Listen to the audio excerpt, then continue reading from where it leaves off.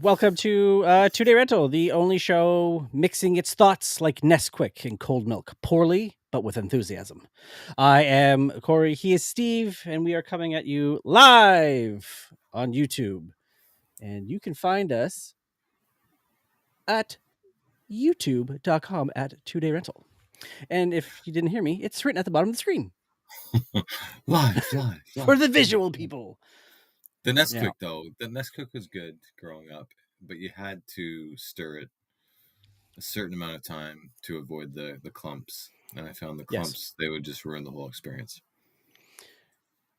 Now, were you strictly powder or the syrup? Because there was both. I have more memories with the powder. Yeah. Because now I think now all there is the syrup. Yeah. I mean, I remember drinking it with the syrup, and I remember the strawberry Nesquik. Yeah. Syrup. Mm-hmm. But the powder's that's like the OG, right? Yeah, in the tin. Yeah. And it wasn't like round like you have for your like carnation hot chocolate. It was the like rectangle. Like almost like a Spam one. Would you rather have smaller mushroom or marshmallows, or one single large marshmallow in your hot chocolate? I was never big on it, but if I had to, it was the small ones because they were not in the way. Yeah, you get more out of it. And you didn't dilute the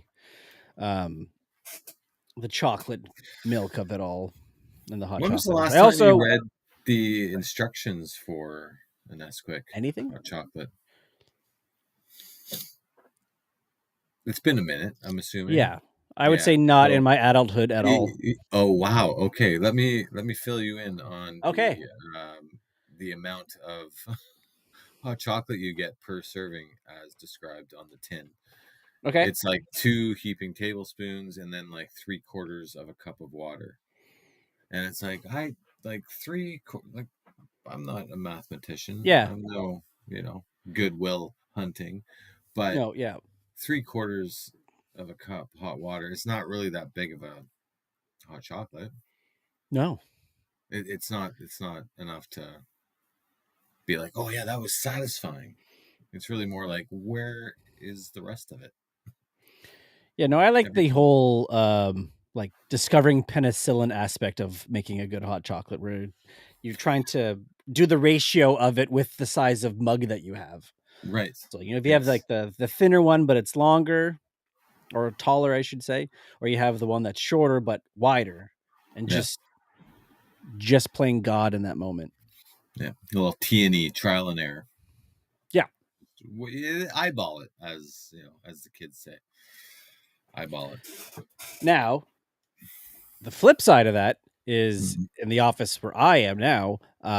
They have this new machine where all you do is put your mug down, press a button, choose the size of your hot chocolate. Let's say 6 ounces, 7.5 ounces, 9.5 ounces, and it's perfect every time. Is it though? Yeah, I thoroughly enjoy it. That's started to be drinking hot chocolate again in the mornings. People think I'm having a coffee. It's got me on the bandwagon again. Yeah, that's it. Because it's now no fuss, no muss, right? I don't have to do anything. I press a button. Our technological overlords have gotten me. That's right. That's whatever makes it easy, right? Yeah, I'm not MacGyvering it. I hope this tastes okay. It's more like it will taste okay. It's fine. And you will enjoy the only issue I have is there going to be a line when I go into the kitchen? Really? Yeah. I get there, at 9 o'clock. I set up my computer. I get signed in and let's go get a hot chocolate. And then, 1 or 2 people there. Nope. I will come back in 25 minutes. I told you to sleep in this weekend. Yeah. I will say there are sometimes, every Friday. It's every day. Sleep in. Honestly. How did the time change affect things? Are they still getting up at what to them internal clockwise is regular, but now an hour earlier? No, Monday was pretty rough. Monday was rough, and I think we I was fine. I mean, listen, I don't sleep more than 3 hours anyway, so it doesn't matter. But for them, yeah, Monday was rough, and then by Tuesday it was fine. Yeah. Oliver came home from school on Monday. He's like, it was a really long day, tough day. I'm Yeah, like, yeah, that's life. life. Right? You Sadly, just wait. You just wait, boy. yeah, that's right. That's right. Yeah, no, it was pretty quick. I mean, Sunday was a just did not want to do anything at all. How we'll elephant out of the room, or elephant in the room. We'll get it out of the room with Sure. baseball. Yeah. But before that, how did Halloween go? Was it like a rush to get them out and back in? No. So Oliver had his first party. He had 15 friends over. 15 friends of his came over. So he didn't go trick or treating, Mm-hmm. and it went well. Like Jade, you know, did a bang up job setting up the basement for him and his friends. I did take the youngest one out, and knowing that there was a baseball game a little later that eve, we went out by 5:30, and I just Exactly. I vividly recall hearing some of those parents that are at the street like, well, you're the first one, I'm just going to give you a couple of extra. I'm like, this is perfect. Yeah. Perfect. Get him to score as much as he can so that we can hightail it home. But we ended up being out there for I'd say at least 2 hours, and it wasn't raining all that bad. It was spitting. Mm-hmm. But when you compared it to earlier in the day, when I'm working from home that day, looking outside, thinking this is gonna suck. Yeah. It wasn't that bad. It wasn't that bad. No, it was spitting, and it's just depending on the direction you were, the wind got you. Yeah. Yeah. There were a Yeah, few same us. moments, like, I mean, I had my umbrella, and there were a few moments Mm-hmm. where I had to, like, how you're holding an umbrella, you have Oh to yeah, like angle yeah, it to make sure it doesn't fly off. yeah, There was a few of those moments, but by and large, it was all right. yeah. Same with you. We were at 5:30, about 2 hours. I think by 7:45, 10 to 8, looking down the three directions I can from the end of my driveway, and it was funny. Before that, one of Parker's friends went out later than everybody and was like had no one to go with, so he was like done, Had but all the went back out. candy. But it was crazy, man. It was like those scenes in the movies, when there's like a power outage and like it starts at one point, and then you can see it slowly, like these lights are going off, these lights are going off, like all these houses we had just hit, like lights Hmm. off, lights off, lights off. So like our whole street, which was lit up when we started, was now there's one house that we're getting to, and then their light goes off. It's like people were packing it in relatively early, obviously because the country It's all was involved in a baseball game. It's almost like a mirage in the distance, right? You see like the light on in the Yeah, distance, like, oh yeah, we're gonna go for that one. Target that one. You get there and it's off, and it was never on to begin with. it's The like thing that pissed me it's off, you have to get home before dark because the vampires are coming out. right? Yes, yes, and just as long as you don't invite them into your house, you're okay. Um, but there were some houses where like they had no lights on. And we're like, okay, yeah, Mm-hmm. skip those. But then you have these kids that go to literally every house, which is totally inefficient in the big grand scheme of things. But there are That was those, two, that was two of mine. Like yeah, well, if they saw a light on the house, even if it was inside with no decorations and no porch light, bing bong, and what and was the no one answered. ratio? What was the success rate, would you say, with that Zero approach? to any of those houses. No, but If they had like, a so porch light on, yes, but all, indoor, nothing outside, no. there was a few instances where Arlo went up and, light on, rang the doorbell, Mm-hmm. nothing. Light off, rang the doorbell, nothing. But then, especially when there was no lights on, he rang the doorbell. Oh Mm-hmm. yeah, obviously, like 10 after 10 seconds, like it's not happening. Let's move on to the next house. And then kids behind us are just a bit more aggressive with the door knocking or the doorbell ringing. And someone comes and gives them candy. It's like, well, why the fuck would you not put on your outdoor light?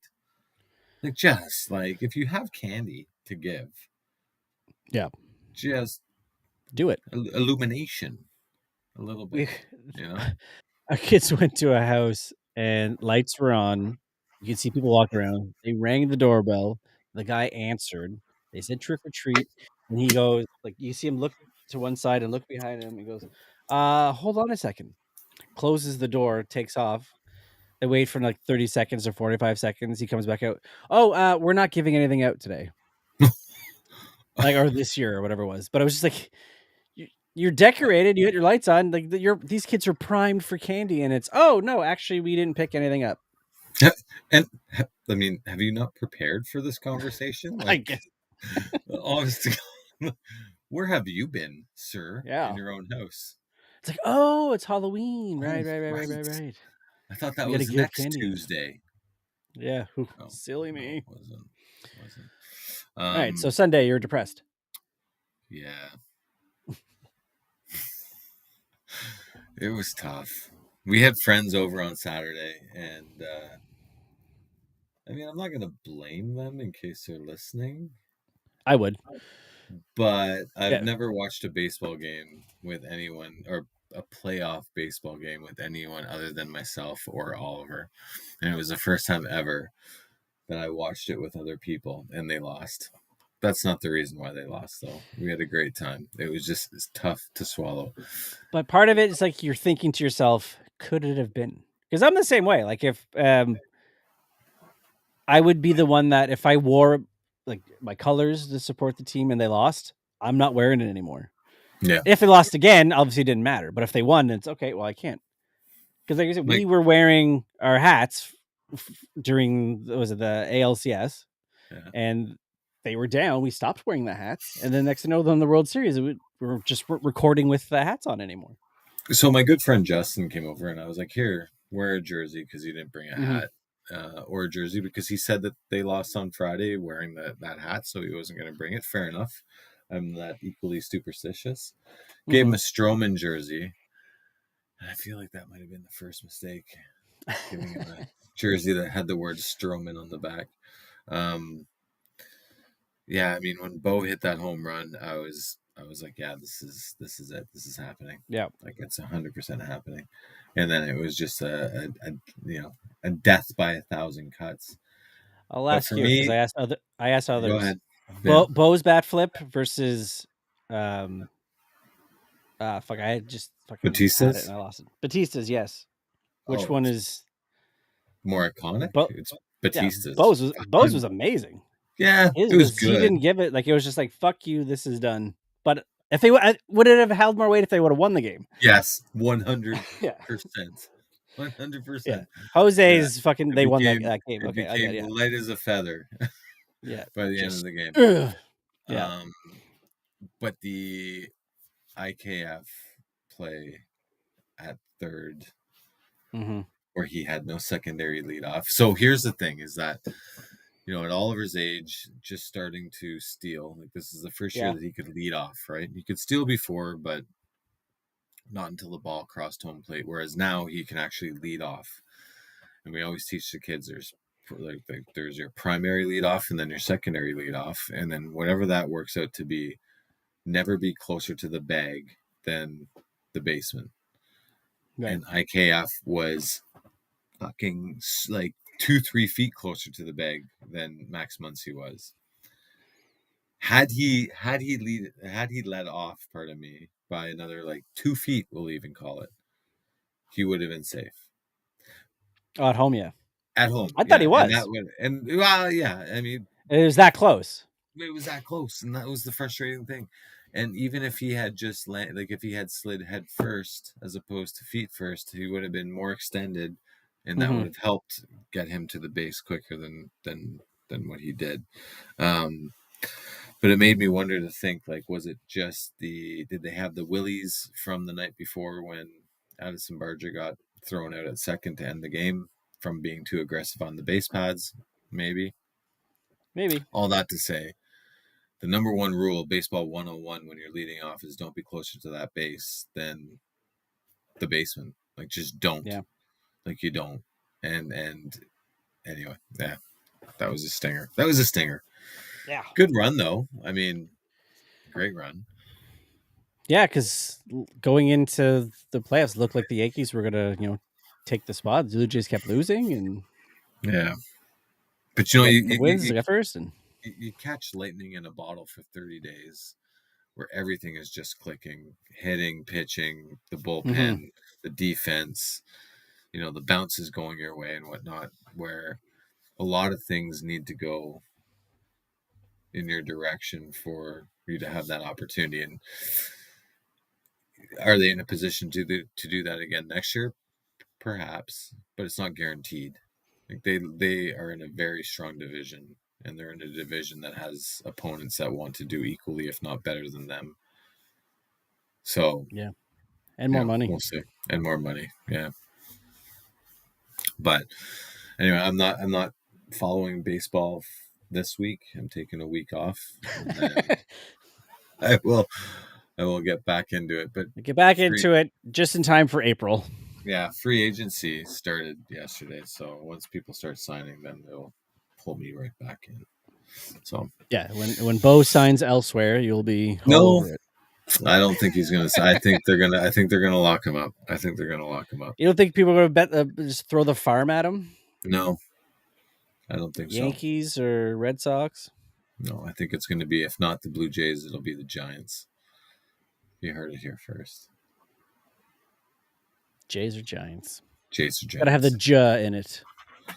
Jays there's or Giants. If there's a Jacksonville team, look out. I wouldn't be surprised if there would be eventually, but really, you think so? You don't think there's enough teams in Florida? Yeah, actually, the teams suck in Florida, so yeah, I take that back. That's the 5-second take back. What about you? What'd you do? Did you stay up for the whole game? Like, was it a situation where as soon as they lost in the 11th, you turned it off and you went to bed? Or absolutely, it's exactly what I did. Yeah. I don't need to see the Dodgers celebrating. 37 million other people. But there's a difference. So I was never a bandwagon person. Like I watched it. I maybe didn't watch every game throughout the season, but I always checked where they were. Mm-hmm. I always paid attention. I do the same thing with the Raptors. Yeah. 162 games is a lot to watch. All of them. You had your eye on them, even if it was peripheral. Yeah. Always. God damn it. Always, Griffin. Yeah, well, what are you gonna do? Live to die. Live to fight another day. Right? You have to. Yeah. You have to. I have to. Rookie of the year. I learned that. We need to get the little Henry Rowan-Gardner in there. Who's that? From Rookie of the Year. Sorry, is Rookie of the Year the one where his arm is like... Yeah. Okay. Yeah. And the tendons in his arm are too tight. That's right. And he plays for the Cubbies. Yeah, but who's the older guy? Who's the guy that's like... Gary Busey. Is it Gary Busey? Yes. It is Gary Busey. Oh my God. Chet Steadman. The Rocket. That's right, Chet Steadman. Wait, it's such a bad good movie. If I'm not mistaken, Pete Crow Armstrong is a center fielder for the Cubs, and he was a highly touted prospect. He went to the All-Star game this year. He won a Gold Glove. Mm-hmm. His mom is the mom that, like, the actress that played the mom in either Angels in the Outfield or the one that you just mentioned. Rookie of the Year. There's also a third one that doesn't get as much love, and that's Little Big League. Is that with Rick Moranis? No, that's Little Giants. I'm thinking of Little Giants. Little Big League is this kid's grandfather owns the Twins and passes away and bequeaths the team to him, and he's the manager. Yeah. But he doesn't have his arm cocked like this, right? Nor does it have John Candy in it, who did an uncredited role as the announcer for the Cubbies. We will have the best line ever in a movie.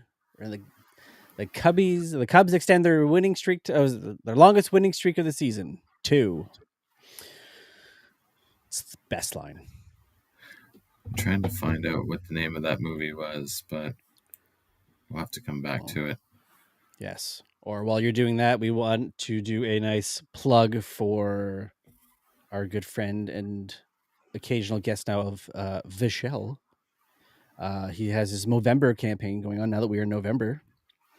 So anybody wants to donate, do the special. Oh, it's even animated here. I didn't even know we had that kind of money for effects.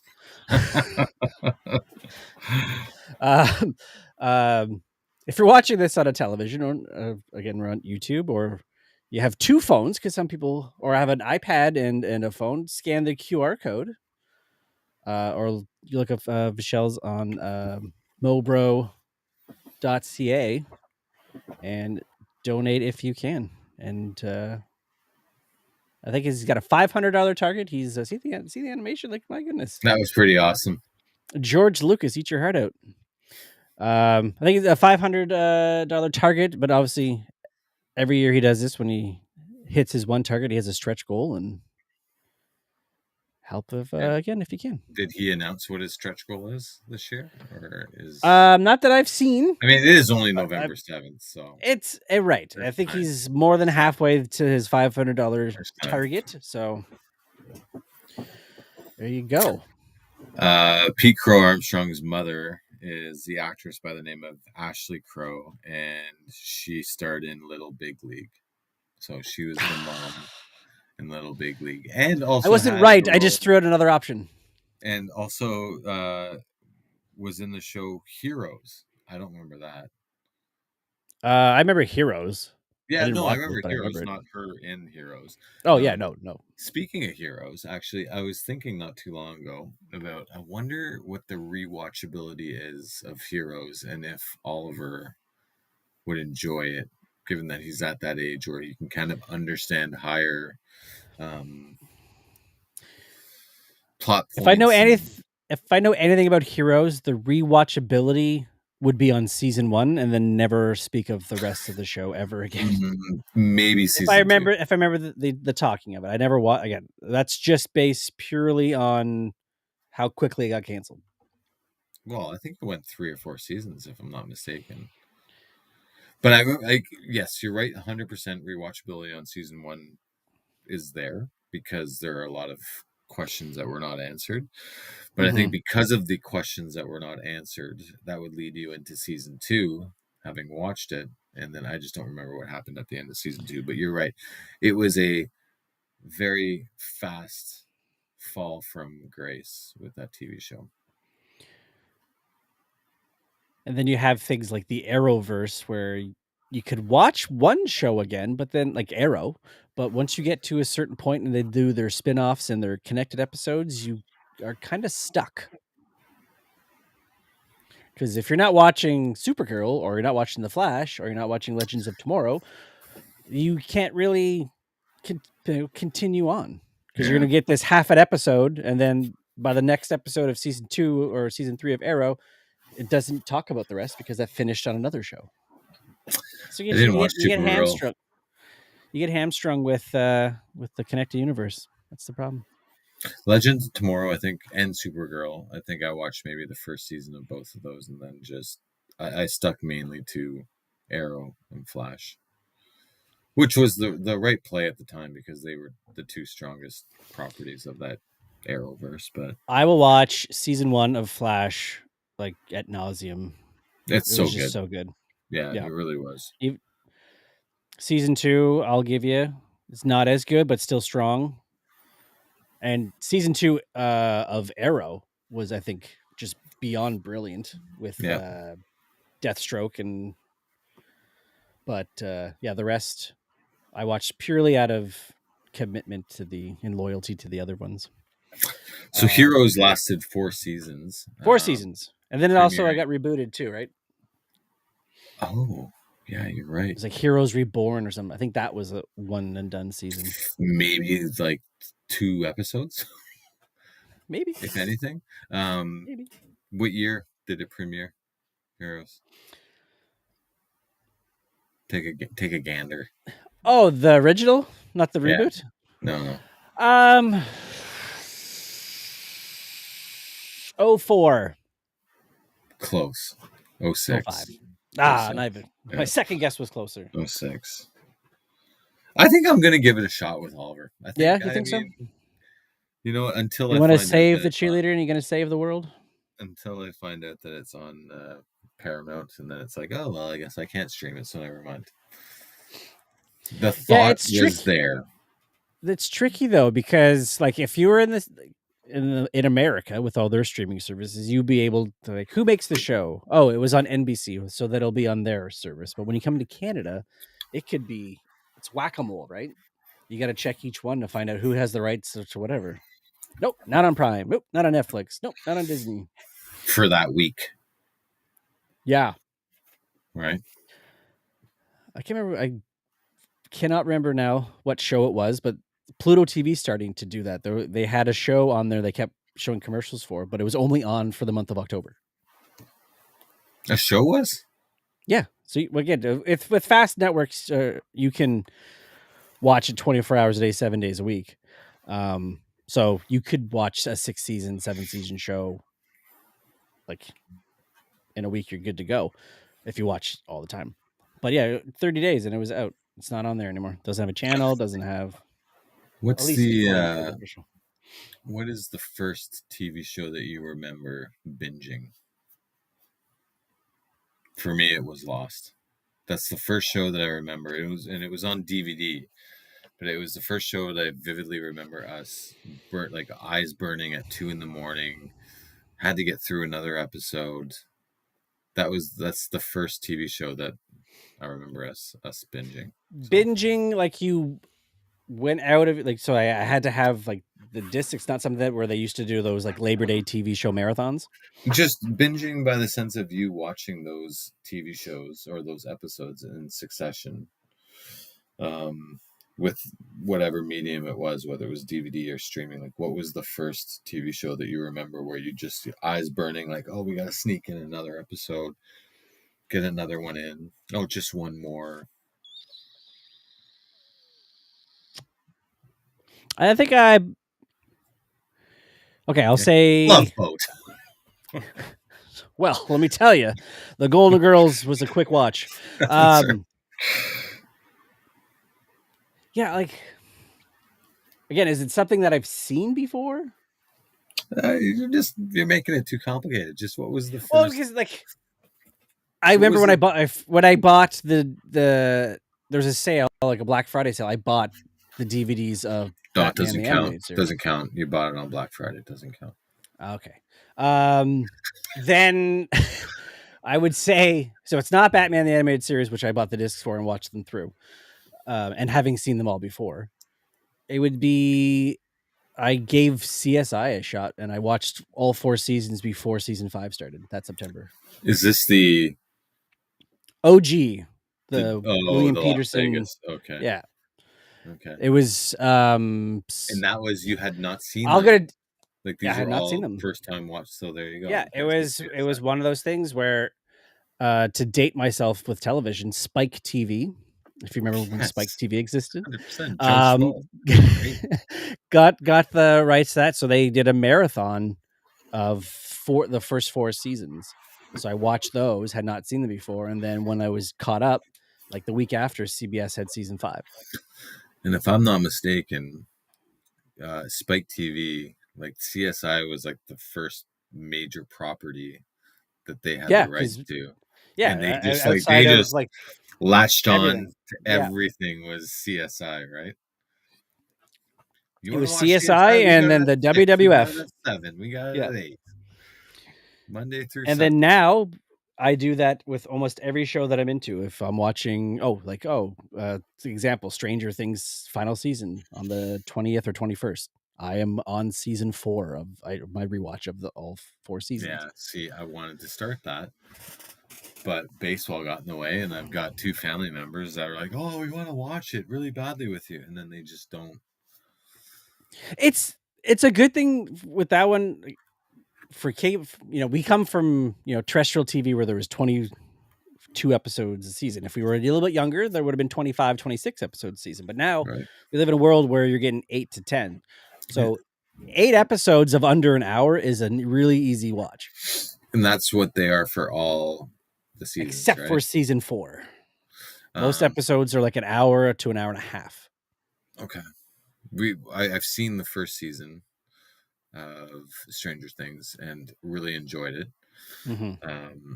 And I actually saw somewhere on social media, and it was like, if you start watching 1 episode per night starting on October 24th, and by the time you've seen, you'll be caught up so that premiere of season 5, it'll be all lined up where you can just continue watching it, right? And I'm Or just assuming do what they're I gonna do. Just crush it. just crush it, right? I say the last show that I was into that I didn't catch up in time was the season 2 of Gen V, the boys spinoff. I had not watched season 1 prior to, but again, it just goes back into my conversation about the Arrowverse. When you have a spinoff that's connected to the primary, I would have had to have watched the last season of the boys to, in addition to the first season of Gen V, to watch season 2 because it connects and plays into it. See you next week, Sleep. I'm binging. Yeah. I'm binging. So I didn't watch that one, but everything else I do. Maybe I just fucking do it myself. Maybe I just watch it without them. Yeah. And just do it. You know, because I feel like if I just wait with, if I just, I mean, like, just wait, you know, I do want to see it. Really badly. There's too much 80s nostalgia in that show, and then like for you, like you're like me, when you get season 3 and it's in the 80s and they have a mall, it's just perfect. Yeah. And they got a mall. They have a movie theater inside said mall. Like it's just what life was, grandiose. An arcade inside the mall and too. Arcades, yes. Jesus. See, this is just and the food courts and like fucking Sears. Sears, Byway, and Sears. Was Byway? Remember Byway? Oh man, I remember Byway like vividly. Yeah. Well, we've went through a half hour, which is great because the Channel 2 news I have is not big in depth conversation. I was hoping the first so we can whip through this relatively quickly. So let's hit it.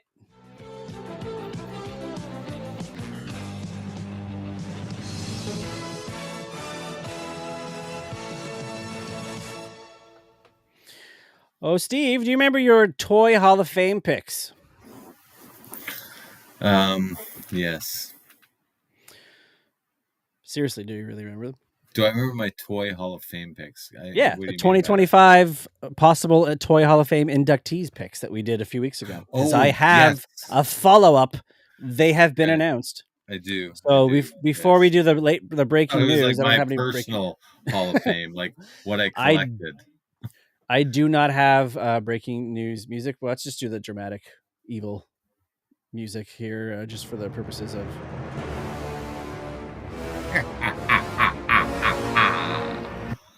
All right. Okay, so of the potential nominees, you and I picked the following. So I'll start with mine. I had Battleship, Tickle Elmo, and we skipped this. We skipped the special weather statement in our area for the weekend, but I picked Snow as one of the toy. Yes, that's right. You did. Yeah, we're not doing old men bitching about weather. And you, sir, went with that was not a couple weeks ago. Battleship, Connect 4, and Trivial Pursuit. Yeah. So here we go. This year's class. We have Battleship, Trivial Pursuit, and Slime. So you were 2 for 3, good sir. I was 1 for 3, and nobody. You know what? It's. And don't call it a comeback, but Slime rounds it out. What is the orange rectangular thing? So for the audio listeners, we are showing. I guess it's just another canister of slime. Yeah, the picture that's being displayed is the almost like the Gen 1 of each of those toys. You know, Gen 1 Trivial Pursuit, Battleship, Slime, if there is such thing as a Gen 1 slime. I feel like there was more than 3 that were nominated last time. Is it just that? It's just the 3. The 3 is the 3 highest vote getters, first ballot Hall of Famers. I mean, I can't argue against these 3 being in there. I mean, listen, I got 2 to 3, but Slime. I mean, sure, yeah. Why not, right? Slime? I hate Slime. Right. Like, this is great. I don't like it. I The say, kids like it. They don't clean it up, so it's like a no, giant booger on your table. that's right. And it dries. And then Yeah. you think, if you're a germaphobe like myself, then you think, okay, which kid is sick now? And, subsequently, like Lysol the whole house all over, Yeah, like, just although I a mean, like thing of if you have slime. a like a bright pink color or a color that doesn't look like it could be phlegm, you're all right. But hey, That's a pretty awesome battleship box, though, I will say. Just yeah, a couple of kids from the 70s you know what I would having a love? gay old time. I would love if they would just stop updating the packaging for things and keep the OG. So like when you look at it, you like a kid rolls into a store and sees these kids with these bowl cuts from the 70s, and you go, "This what? What? How old is this?" And like, doesn't So, matter. It's Battleship. do we live in a time when people are so, I think of myself as a collector, and I go like at a Mm-hmm. convention and I see something that's nostalgic and it just hits me right in the feels, and I'm more inclined to buy it because it just reminds me of my youth. Yeah. That this might be a pretty clever marketing ploy by said companies if they just stuck with the original packaging to get guys like me, guys like that are older than me, to be like, oh yeah, Yeah. like this is the original boxing. It's Like pristine. I think they kind of do that with the Light Bright box. Yeah, yeah, Like the kids got a couple Light Brights for Christmas, and it's cardboard. It doesn't have like the sheen to it. It feels like cheap and old. Like the light the device itself is not the same. You don't plug it into a wall. There's no light bulb in it. It's right. LED batteries. But the box looks like this old Milton Bradley battleship. I say just go retro Yeah, packaging. Just do it's it. in. You Retro is have in. you have all of the graphics already ready. Like you don't have to hire new actors to pose, and Yeah, you you got know little Danny Bottaducci on the box. that's right. To That's right. date myself with a reference that nobody will get. No, not at all. Yeah, a big partridge Those in family the listeners. know. Those in the That's know. right. Um, Um, yeah, good. yeah. Welcome, Moving welcome on. to the club, toys. That's right. And you sent this to me, so I figured, hey, you'd want to discuss Lego ideas. This is past. We have another classic Lego kit coming. The Power Rangers, and not just anything. It's the OG Power Rangers and their Megazord. Yeah, I don't know how I feel about it, to be honest. But here's the other thing too. Not only does it convert into the Megazord, you have their individual Zords too. Like that's something. It's the That most is something many for way to sure. play. But if all that aside, Hmm. Yeah. it's a very flimsy fucking Lego. No, I'm with you 100%. I You was know, gonna say I don't know why 90% of the kits now are like these giant robots with with the knee joints being in one little I just ball. I expect it to be be a bit Beefy. bigger, a Yeah. bit more beefier. Hmm. Um, I mean, don't get me wrong. Like Billy's and what was the yellow Power Ranger's name? What was her name? Trini. Yeah. Billy and Trini. Like the Zords look cool, as does Hmm. like Zach and Jason's, and the pink one was Kimberly. Yeah. Um, but even still, like just yeah, like you know, it's not as big as I want it to be. Right? It's not I'm mega. also curious to why there's It's no a pink meh. color. You know what it is? It's a meh Zord. No. I see what you did there. Okay. Clever. Yeah. Yeah. The fan design set. Truman Bricks is the designer, and it got it's what 50,000 votes. I think you required now for it to get the sign off from Lego. Something or 10,000, whatever. It hit the Oh, good. target. Yeah. It's gonna get made. Perfect. So stay Congrats. tuned for another $300 to $400 Lego set. Right? The guy that pushed it forward still has to buy it full pop. Doesn't even. It's funny, eh? Like We'll let you pre-order it, but with Lego ideas, right? It's literally if we make this, will you buy it? Sure. Versus a Kickstarter where you got to put money into it, right? yeah. I mean, yeah. All right, so we It's got okay. some. It's okay. I mean, It's fine. Yeah, like there's I'm, somebody I'm who's gonna buy it. I'm more impressed that I remembered all 5 of the Yes, names. I So, will and give you for that. someone, deep cut is someone who's not that good with names was able to pull out fucking Trini. Like, come on. Like, I just won the episode right there. Yeah. And her name was Trini, is the title of the episode. Anyway. And if you don't fuck up a name in the next 40 to 50 minutes, Right. you, So I'm sir, have still on won the the night. clock. Yeah. He's like a draft pick. Secret's out. First trailer for Avengers Doomsday is rumored to be coming out next month with Avatar Ash and Fire and Ash. Yeah. There are other rumors saying that there's going to be a different event specifically for this. So you don't know what? You don't know about it coming out with Avatar? You don't know I just what you don't know feel if about what? I really. Are you ready? You don't know if you're ready for it.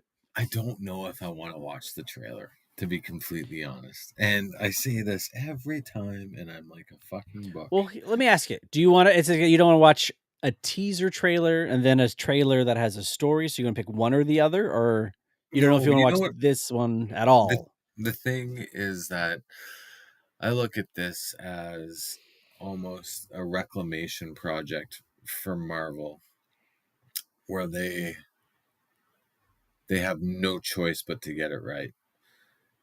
And history has proven that the last number of trailers that we've seen, it hasn't fared that well. Like, the movies have not been that good. And I is it better for me just to go in sight unseen? And it's really not conducive to the medium that we're on right now and talking. And I know that there's going to be an element of me having to know what's in the trailer, but I've just been very disappointed with a lot of Marvel trailers recently that maybe I just go into this one. What would make you happy with the teaser? Is it they have to go all in on Doom, or setting up the players on the Avengers side? I would like them to tell us nothing with the teaser, and if anything, just have it be, hey, you want to see what Doom looks like? Okay, here he is from the back, and there's his cape, and there's his cowl, or there's his hood, sorry, and that's it. And don't give me the story. And it is a teaser trailer, so by definition, we're not going to get that much, or hopefully we won't get that much by the definition. But I just don't want it to get to a point where they start spoiling the movie because they know they have to get us in. It's been only one Marvel project that's been coming out this year with Fantastic Four, and like the volume hasn't been as high as it's been in years past, which is part of the problem. So they corrected it, fair enough, but because it hasn't been top of mind and because it hasn't been front and center, that they maybe just kind of jump the gun and just give us as much as they can in that teaser trailer. I don't want that. I want it to be very vague. I still want ask you another. Go ahead. I was going to ask you a follow up here with the vagueness. Do you think it's best, just from a mass audience, for them, given what we know or think we know from First Steps, Fantastic Four First Steps for those uninitiated? This is going to involve Franklin heavily, is the assumption. Yeah. Do you stay away from that because the idea of this big superhero movie being like the whole point of it is surrounding a baby or a toddler? No, I don't know that you necessarily. Or you just meet it head on and just like, this is what it's gonna be about, guys. No. So here's the thing: unless you are a fanboy or fangirl, fan of the medium, you don't really know anything about Franklin other than the fact that he showed up at the end of the movie. Mm-hmm.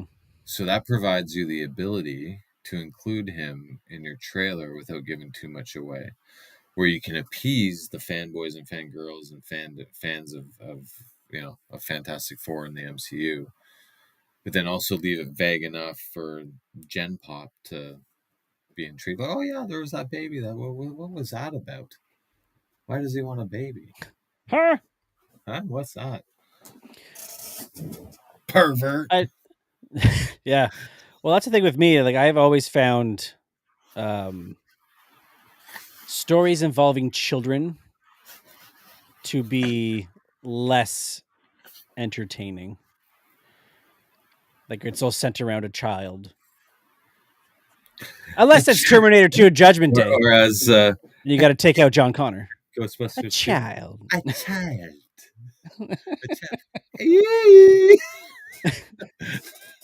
Fair enough. Fair enough. Hey, you want me to come in? Such a great performance. Peter McNichol will always be in my heart for Janosch in Ghostbusters Cannot 2. wait until we deep dive Janosch. Because Yeah, we'll have our sequels wheel, our reel of fortune sequel. Cinematic beauty was him at Dana's door. Just Yeah. you want me to come in? It's a bit. Hey. Everything. Oh, and I woo. Yeah. Yeah. Anyway, I will quote my favorite quote from that movie, and we'll talk about it again when we talk about it again. Is when he blows past the woman who's working on the painting, and he stops and says, "Everything you're doing is terrible." Yeah. I have to tell you this. But and he has a disgusted look. Yeah? Like everything you're doing is terrible. God. So what were we talking about? Babies. Yeah. So and the last bit of Channel 2 news I have here, which might make you sad, but you know what today was supposed to be? International Hot Chocolate Day. That's right. Today, Secret Wars was supposed to come out. Oh, Jesus. That's depressing. And now we have to wait till December 17th of 2027.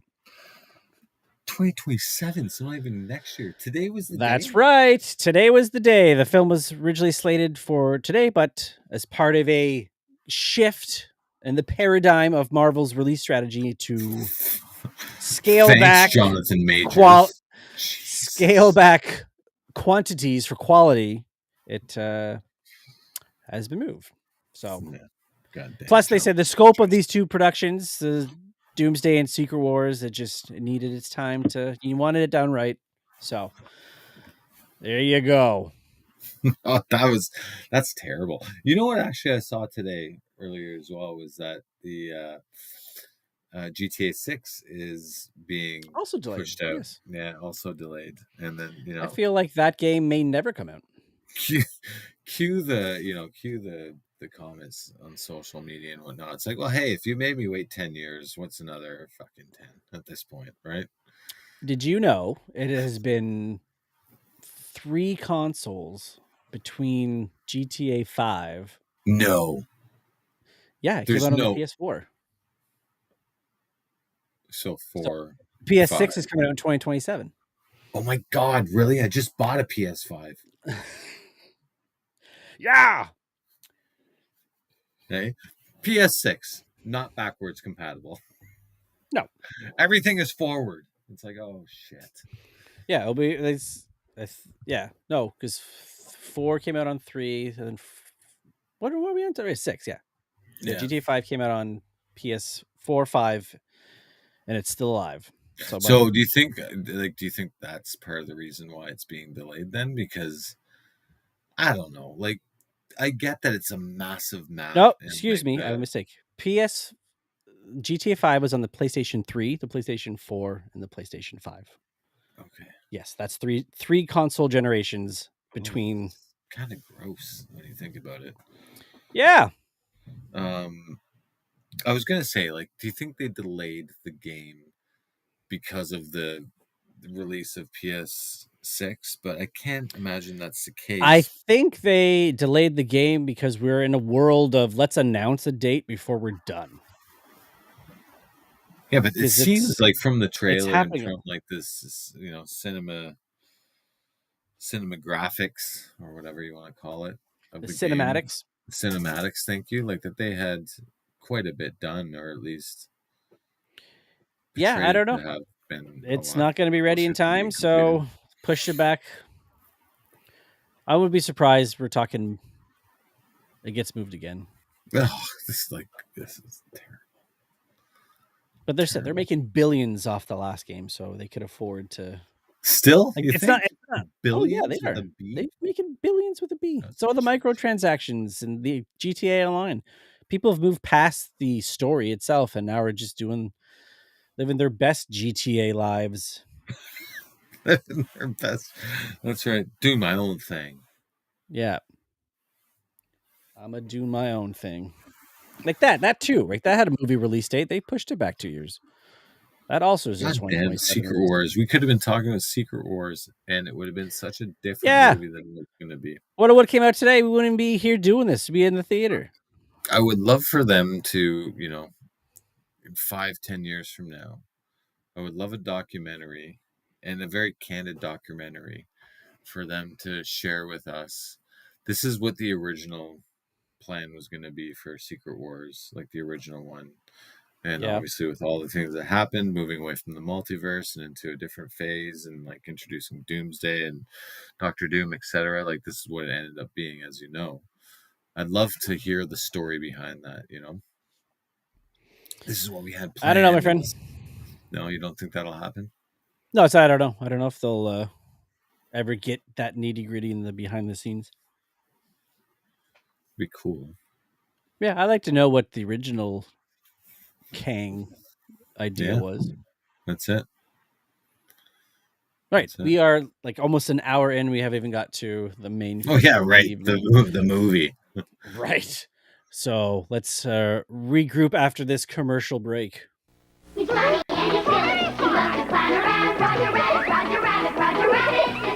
just flew in, and boy, am I on fire! My name's Roger, but you can call me Roger.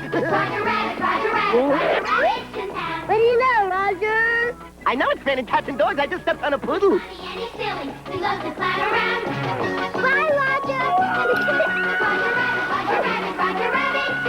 Roger Rabbit and Talking Roger Rabbit, sold separately.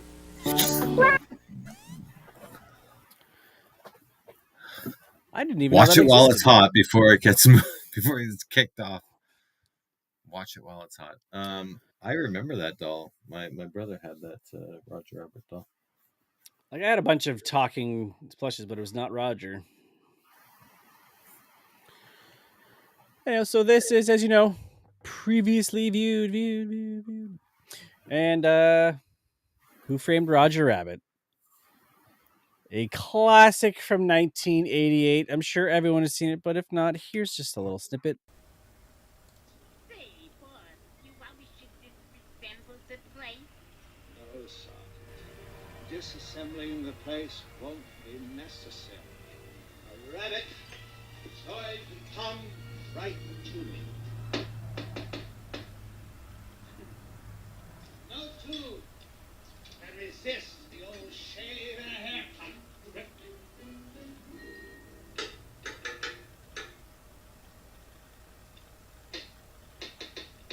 Heaven knows, Toon, you are due.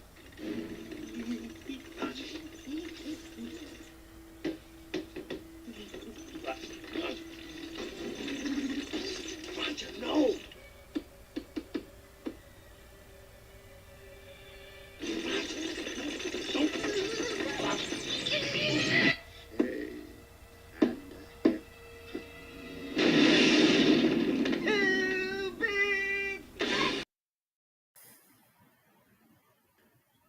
Like everyone knocks the door that way.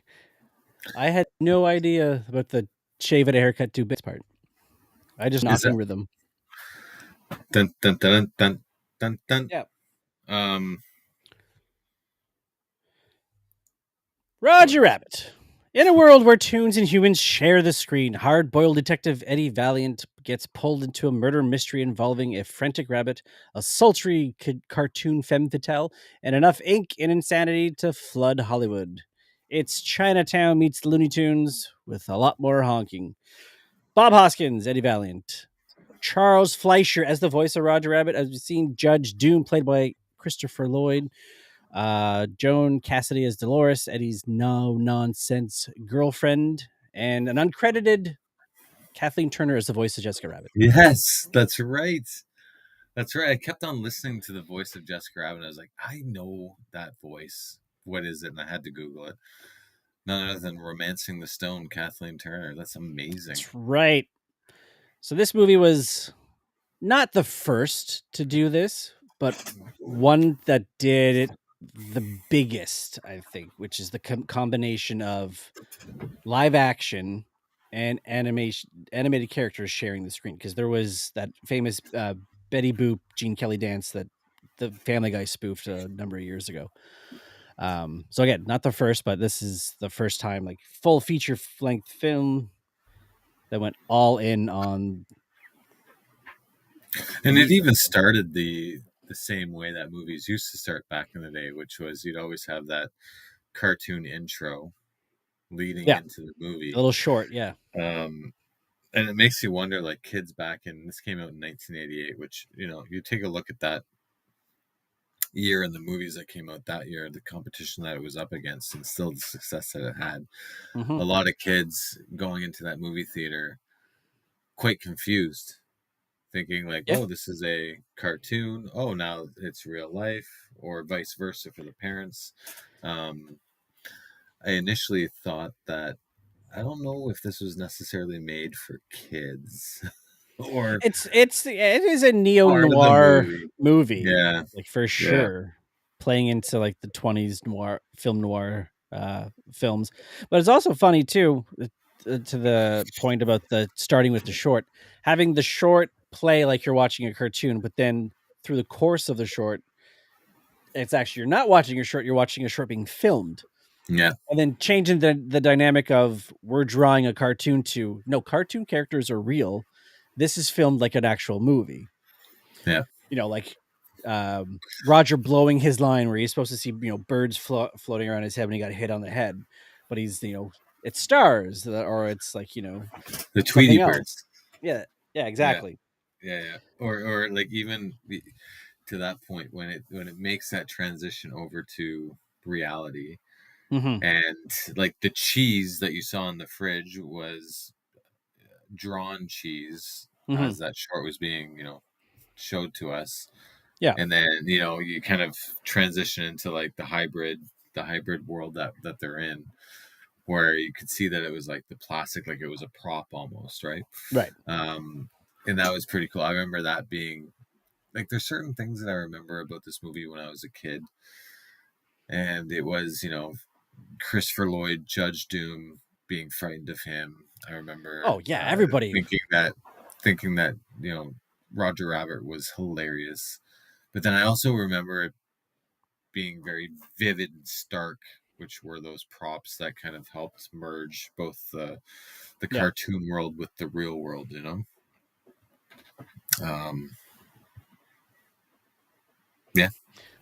Yeah, it's funny now, like watching it as a kid, seeing like, holy crap, here's Mickey Mouse and Bugs Bunny, but then now being older and knowing the whole concept of copyrights and sharing characters and things like that.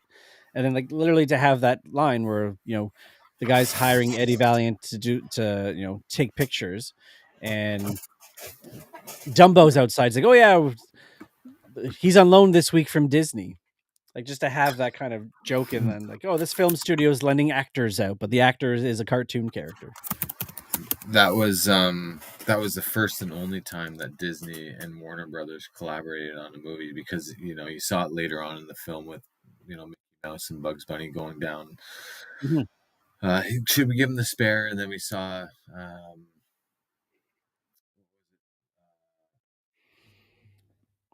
there's a couple yeah, the nightclub, you had Donald Duck battling out. That's right. Yeah. What was I gonna say? The like, where do you want to go with this? Where do you want to go with this? It's your No, I'm talking just like, point. I'm thinking there's so much to talk about. Like so when Eddie Valiant goes back to his office, Mm-hmm. there's something that stuck out to me, which is very. Did you mention that Zemeckis was the director? It was produced by Yeah. Steven Spielberg. Whatever. No. Yeah. All this stuff. This is like this. This is basically after last week's Robert Zemeckis. Death Becomes Her.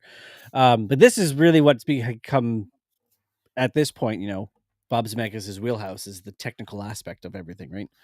With you Back to the Futures, and then we get Roger Rabbit, the Death Becomes Her. So this is where he's starting to not get off the rails like he has, subsequently with 3D animation and stop motion and not stop motion, motion capture. Hmm.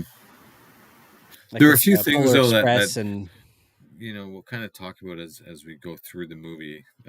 But there were definitely a few things that lent itself to know that this was definitely a Zemeckis movie. Which the first one was when they were in the office, and he had that it was actually like a brilliant piece of filming when you think about it, where Eddie's looking at he's looking at the paper, and then he kind of pans over to Teddy's side of the desk, and then it kind of goes his and brother. slowly tells the story. His brother and him tells the story through newspaper clippings and through pictures and whatnot about what happened in them, like gives you the backstory about that, them as brothers, but also them as a business. And then it kind of circles back and pans to Eddie being passed out drunk. Was very reminiscent. His brother was taken out by a Toon. Yeah. And it was very reminiscent of the intro to Back to the Future, where Back to the Future at the beginning was a lot of clocks. Yeah, all the clocks kind of went, through all of the different sequences of the clocks telling you about time and everything. It was very clever way of, at least in Who Framed Roger Rabbit's purpose, a very clever way to give you a backstory without spending too much time on it. Yeah, and because as with movies nowadays, you get a origin story that's 2 hours long. The first hour is just building that backstory. Yeah. So to get it all out of the way, and it doesn't. Like you said, you learn about the past. You learn and get a sense of who these characters were and who they've become, all within the span of a minute and a half, 2 minutes. So Bob Hoskins. And I don't know.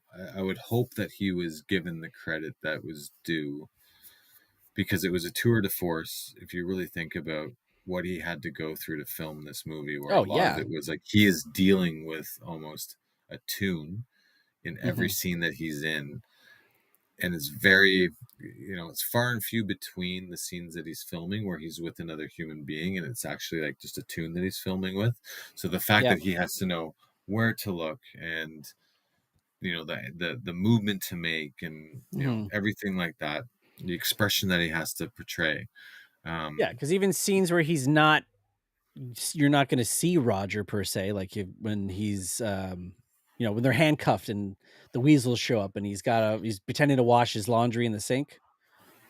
Yeah. So Roger's not there, but he still has to fight with a non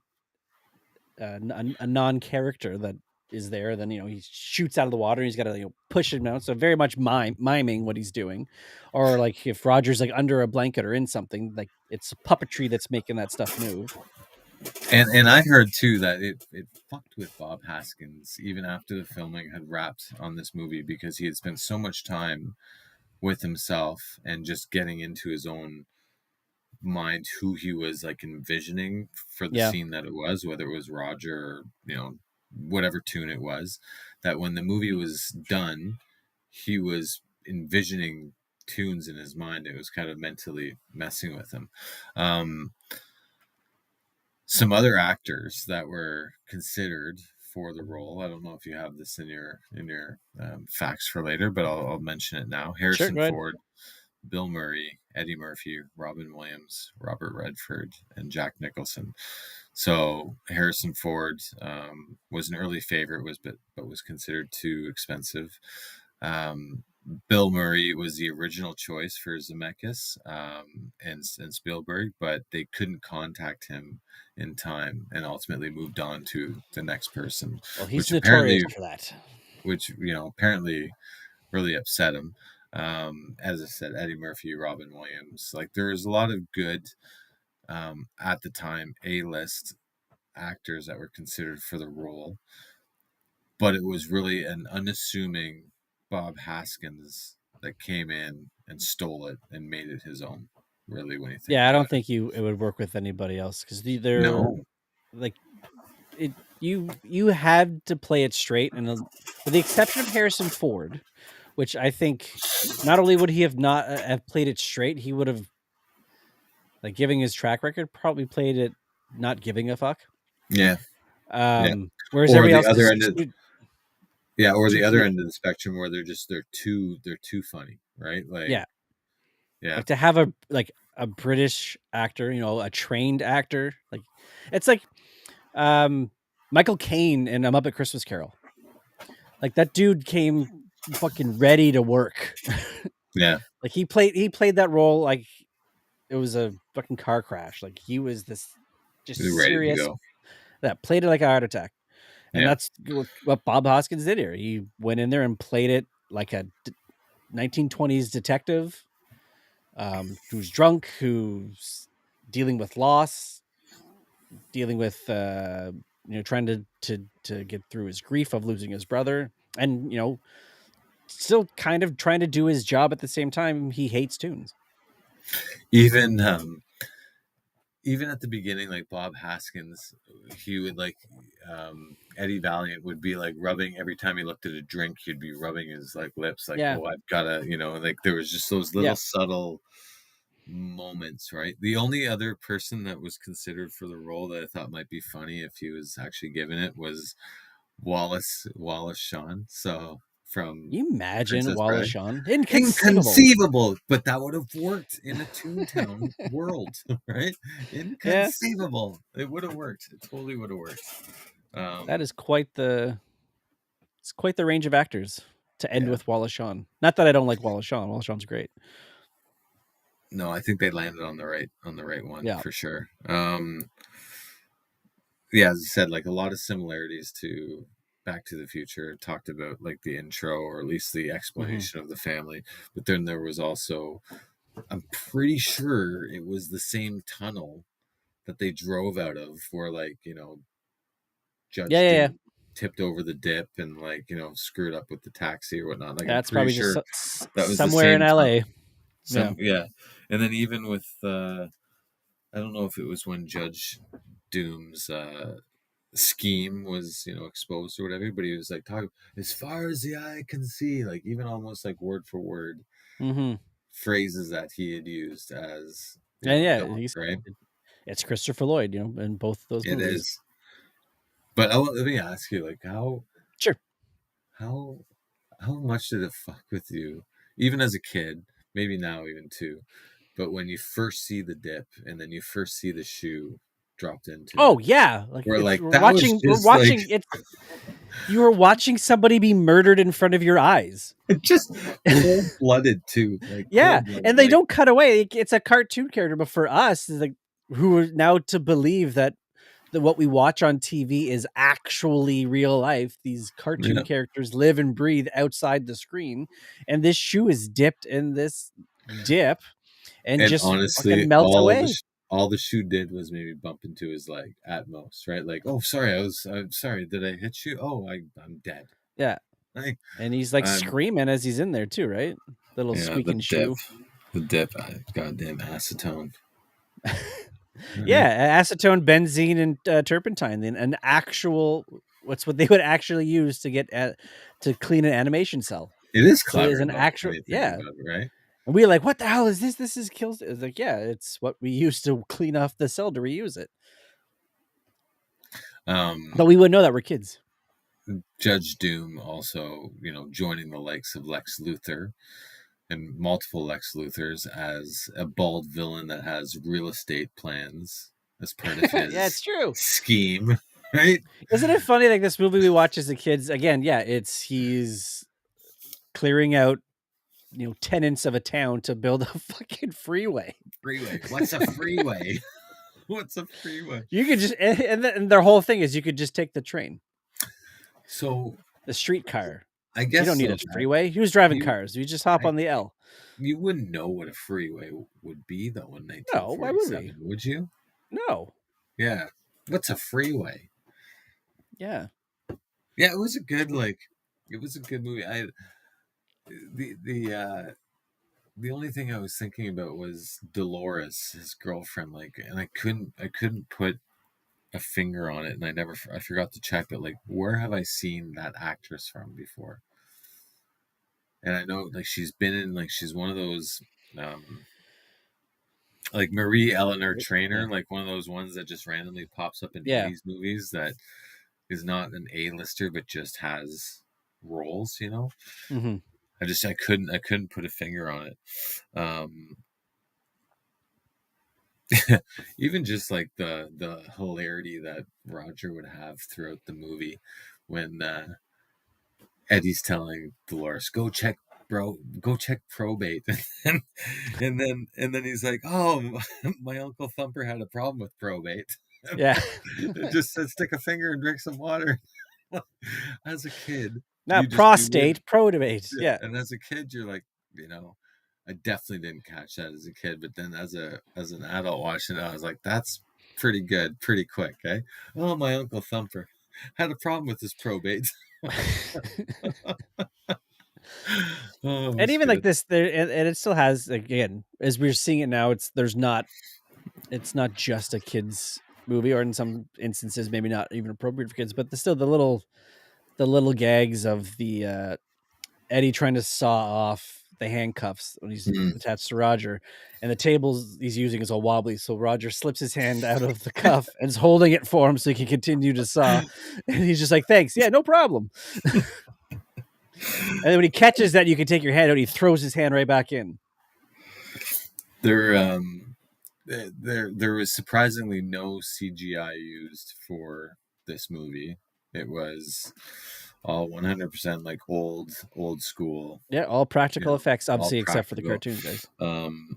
There's actually, I was reading it earlier today, and actually I wanted to pull it up, but there is a term that is used in Hollywood now, which is it's a term referred to as bumping the lamp, which it had to do with when the Toon Patrol came into Eddie's apartment, and I think it was the scene where he had Roger in the sink, or it might have been when they were hiding from the judge in the bar. I can't remember, one of those two. Anyway, I think whichever scene it was, bumped the head was bumped on the lamp that was, what it was? It was when they were hiding from the judge in the that back room. Yeah. In the back room, in the probate room. Yeah. And the lamp was going around, and bumping the lamp had to do with working the shadows of a figure that wasn't there. And so they had to take into account when the lamp was going around and the light was going around, factoring in Roger Rabbit, who was drawn, wasn't physically there, but still had to account for that shadow, factoring it in, right? So, yeah. Anyway, bumping the light. Yeah. Roger Rabbit, yeah. And the thing I think about it now is, like, you really didn't get much Roger after this. Like, there was always talk of a sequel that never came. Yeah. But, aside from the tie-in merch, there was no, let's build on this. Like, not that at the time, it's Disney owned, but it wasn't like there's a ride at Disneyland and Disney World now, but it was never something that blew up, and they're all about their IP. Yeah, I think that's probably the main reason why they never did a sequel, was that you had Warner Brothers and Disney that were just, oil and water aside from this movie. But all things being equal, if they were willing to work together and to use, their intellectual property with one another, this movie has sequels and trilogies and multiple movies written all I over it. think like the Written all closest over it. you would get to a Roger Rabbit sequel is kind of what they did with the second Wreck-It Ralph, with Ralph Breaks the Internet, Yeah. because they have a whole bunch Yeah. of video game characters, right? Yeah. But anyhow, No, I so- really enjoyed it. yeah. My little fun facts. We have 326 animation crew members worked on this, combining Jeez. animation, puppetry, and robotics. It took them nearly 2 years working on going from frame to frame, working on this flick. I'm not surprised by that. That doesn't. It's not something. It's fascinating to hear that, but not something that surprises me. Just given the difficulty in what I would imagine is making this movie. I don't know if you noticed, but in every scene with Judge Doom, Christopher Lloyd refused to blink. Yes. He did that to make his character extra unnerving. Which it makes sense because, spoilers for those who haven't seen this movie from nearly 40 years ago, his eyes are fake. Yeah. Because he's a Toon. Yeah. So it would make sense that he's not able to blink them. They are not real. Fun fact on that: Tim Curry auditioned for the role of Judge Doom, but was not offered it because they felt that he was too frightening. I believe it, but I also would have allowed it. I would have offered it to him. Yeah. Yeah. And he later went on to be Pennywise, so I guess it all worked out for everybody. Right? You're not too scary for that, No. but this one... Anyway. We mentioned Kathleen Turner was uncredited. She loved the script so much that she did the movie just for fun. Yeah. Really? Yeah. Okay. Roger was inspired by his look, that is. Bugs Bunny, obviously, Rabbit. Mickey Mouse, so wearing his red pants. And then Goofy, that's why he has gloves. Right.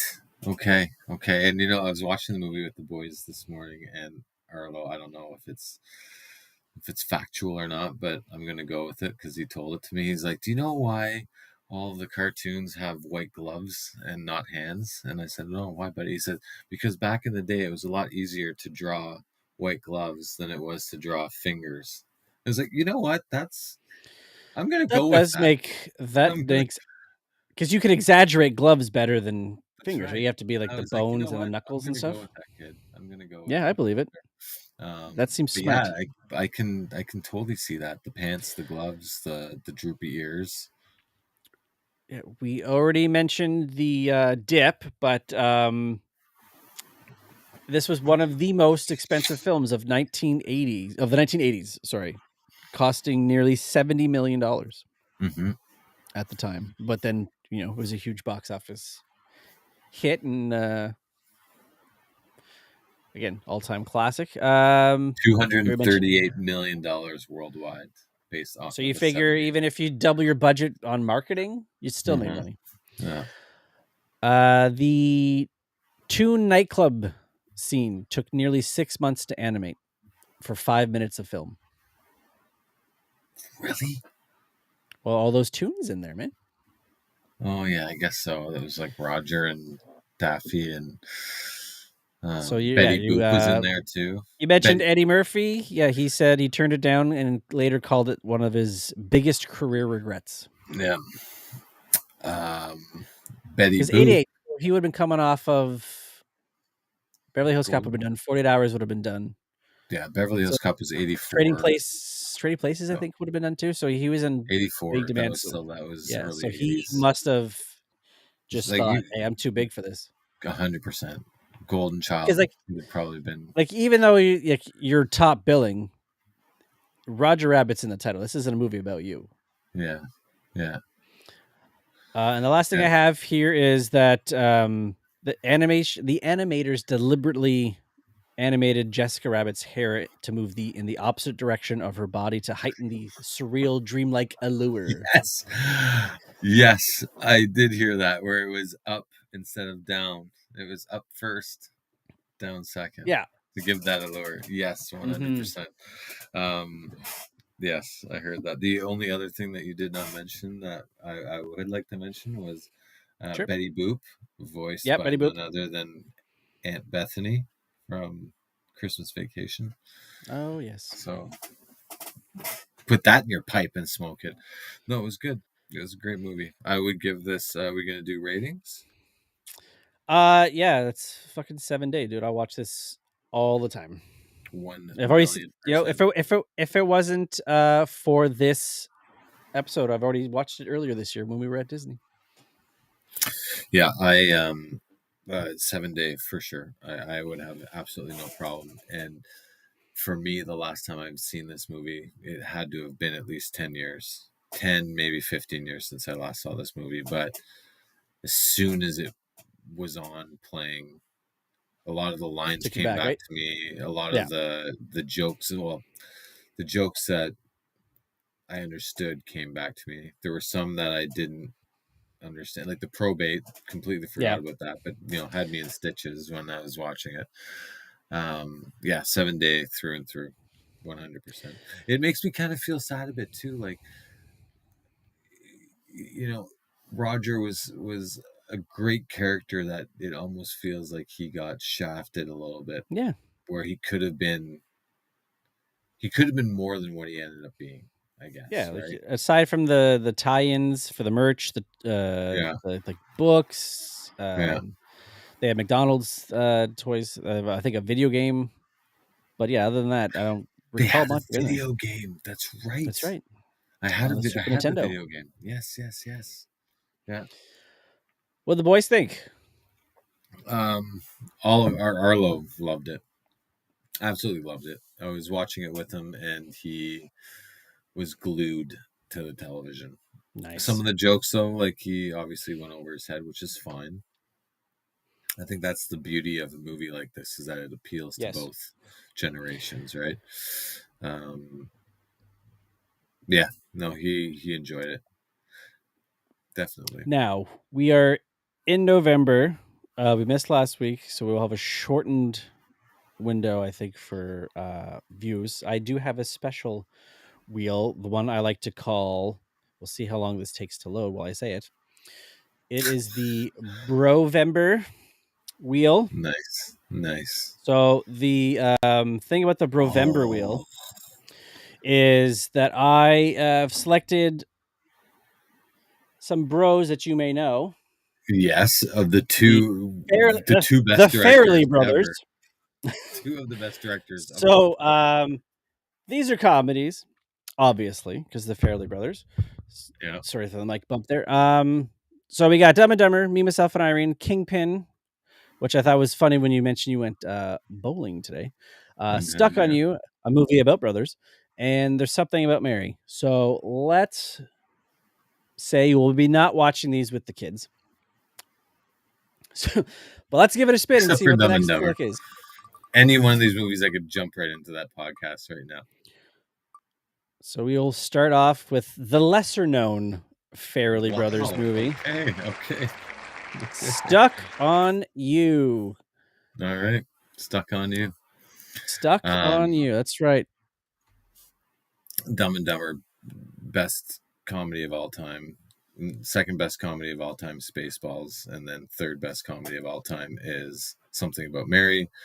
And right after that, you have Kingpin. So we had a good selection to choose from there. So we'll get let the lesser out of the way. The one that we won was the lesser known of the. Yes, that's what you do. You start off. We'll build up. It's not Gary Sinise. Is it Gary Sinise? It's Matt Damon and Greg Kinnear. Greg Kinnear. That's right. Okay. Yeah, Siamese twins, right? If I'm not mistaken. Conjoined twins. Conjoined. Sorry. The proper way to say it. Honestly. Is that it? Are we done? Where we at? we got a couple minutes. I do have. Let's do a community Dropbox Nice. rental. 2-day rentals community Dropbox, which is what we like to call our fan questionnaire thing. And we'll start off with one that might be quick. We got 5 minutes. So let's plow through this one. So this one is should a series, TV or movie series, continue if the main star or character leaves? I guess most recent one or biggest one that we can think of would be The Office. But in the past, we've had Cheers. Ted Danson famously decided to leave the show and they canceled it rather than continue without him. That's But tough. if you do like a Jason Bourne, right? Would you spin it off like they did? You think that works, or do you end the series with if Matt Damon's done, or like they famously was rumored to have done in the Mission Impossible series? They're going to hand Ethan Hunt franchise over to Jeremy Renner's character, and Tom Cruise would have went away. There are two ways to answer that question. The first way is the person that's leaving the anchor, maybe anchor is not the right word, but the main character of the movie that has a lack of supporting characters surrounding him or her, which might be the case in Jason Bourne's example. Or, you look at Michael Scott leaving after season 6, I think it was 7. There were enough characters around that office that could still carry the show in terms of comedy and backstory and whatnot. So I would say that it's not impossible. It would just be under certain circumstances that you can continue something without the main character. So it's like if your name is in the title, like Roseanne. Oh yeah, like that famous thing continued on without her and had the Connors, the rest of the family. Yeah, you kind of. What happened with her anyway? What was do you know the reasoning in the show on why she wasn't around? Like, did she die of a heart attack or something? So, like the reason they got rid of her, or how they wrote her out? Like, how did they write her out? Oh yeah, she. It was established she had a pain pill addiction, in Roseanne, and then the off-screen demise was, she was addicted to pills. And interesting. I think it was accidental overdose. Well, because that's what you get, Roseanne Barr. Yeah. So in your mind, if in a TV world or an established film, or if there is enough of an ensemble to carry it, it's fine. If it's the main star is like it's House, or it's okay.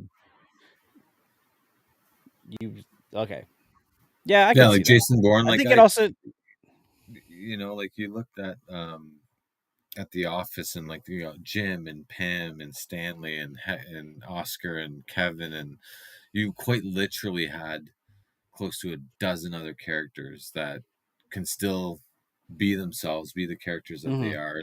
And sure, you might lose a couple laughs and you might lose the wrong thing to say at the wrong thing to say at the wrong moment with Michael, but it's still a show that can get by without him. But then, I'm trying to think of another TV show that's, Jason Bourne is an example that you use, but if there were House, if Dr. House isn't there, it's not House anymore. Yeah, I mean, what are you going to do, right? Yeah. Or if, what about CSI? Like, what if the main? Oh yeah, CSI and like ER, all those shows, they continued well after the main principal cast was gone. Yeah. So I guess it really comes down to. But it also comes down to as well, like, is the actor leaving because the show is on the downward trend, or is it just that it's the right time for him or her to leave the show? Yeah. Because if a show is like, it's kind of, dragging its heels in ratings and not really doing anything to push the envelope forward or to keep itself relevant, then yeah, maybe he should just discontinue. But if it's still a strong series, all things being equal, then yeah.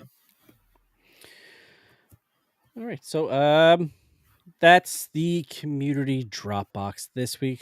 We're running at the end of the show here. So if you want to drop us a line, you can send us our official new email address. Nice. If people who still use emails rather than hit us up on like the DMs, staff 2-day rental, all one word, staff STAFF 2, the number 2 DAYRENTAL at iCloud.com, or in the comments on our live stream on YouTube or Instagram, which Steve's running at 2-day rental pod on your Instagram.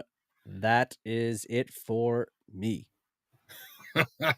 And that's it for this week's 2-day rental. Don't forget to rewind before you return, tap back into that nostalgia, and get ready for next week's episode, or the week after. But I think we're pretty good. It was just last week we had to Halloween, right?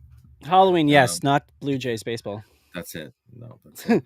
But before you leave, head to our YouTube channel that Corey had mentioned earlier, which is at 2-day rental, and make sure to hit that like and subscribe button. Leave us a comment or send us a question using the email address that Corey had just mentioned.